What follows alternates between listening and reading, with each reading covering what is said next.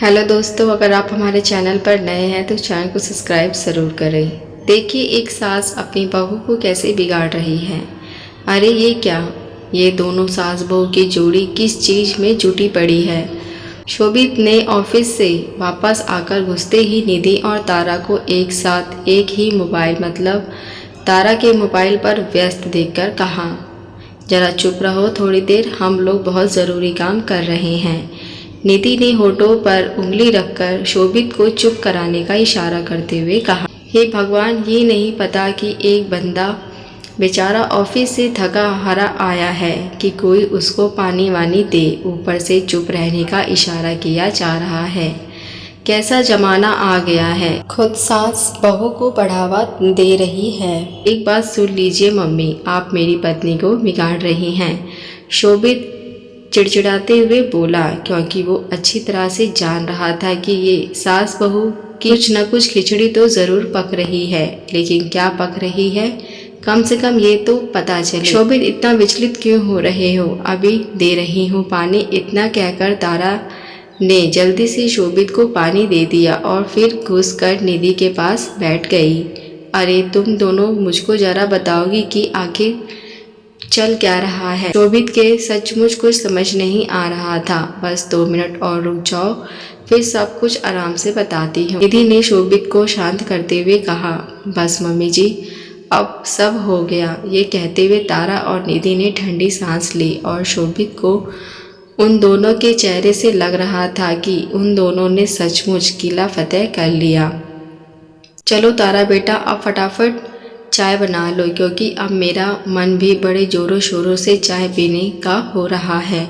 निधि ने मुस्कुराते हुए तारा से कहा और थोड़ी देर में तारा 3 कपों में बढ़िया मसालेदार चाय बनाकर लेकर आई और तीनों लोग बैठकर चाय की चुस्कियाँ लेने लगे। अरे मेरी अम्मा, अब तो कम से कम बता दीजिए आप दोनों के दिमाग में चल क्या रहा है और आप लोग किस काम में जुटी पड़ी थीं। शोभित जब भी खिसिया जाता तो निधि से इसी तरह से बात करता। शोभित बेटा, तारा यहाँ पर अकेले अकेले कितना बोर हो जाएगी, और हम और तुम्हारे पापा तो यहाँ हमेशा तुम लोगों के पास नहीं रहेंगे।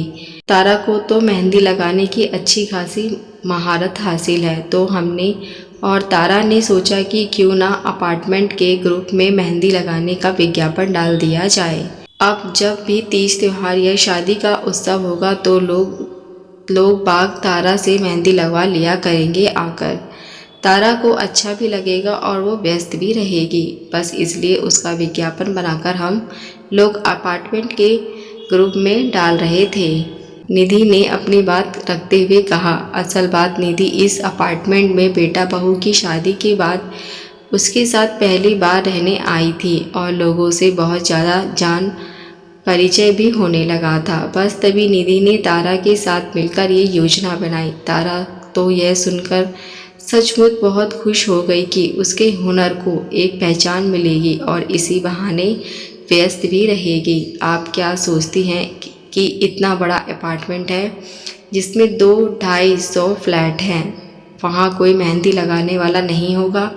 शोभित फिर से चिढ़कते हुए बोला, शोभित, हम लोगों ने अपार्टमेंट के कई लोगों से बात करने के बाद ये विज्ञापन डाला है। उन लोगों की बातों से पता चला कि यहाँ पर अभी ऐसी कोई सुविधा नहीं है, और अगर आप ये काम शुरू करते हैं तो आपको अच्छे खासे कस्टमर मिल जाएंगे। इस बार तारा ने अपनी बात को समझाते हुए कहा, हाँ मिल गए कस्टमर, देखना कोई नहीं आएगा। ये कहकर शोभित ने खाली कप ट्रे रख दिया और मोबाइल में व्यस्त हो गया, लेकिन तारा उसकी बात से थोड़ी मायूस हो गई।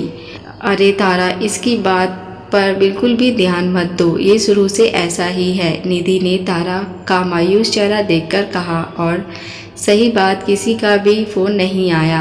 अब तो सचमुच तारा दुखी हो गई, लेकिन 2-3 घंटे के बाद तारा के पास 2-3 फ़ोन आए मेहंदी लगवाने के लिए, क्योंकि 2-3 दिन बाद ही वाट सावित्री का पूजा थी।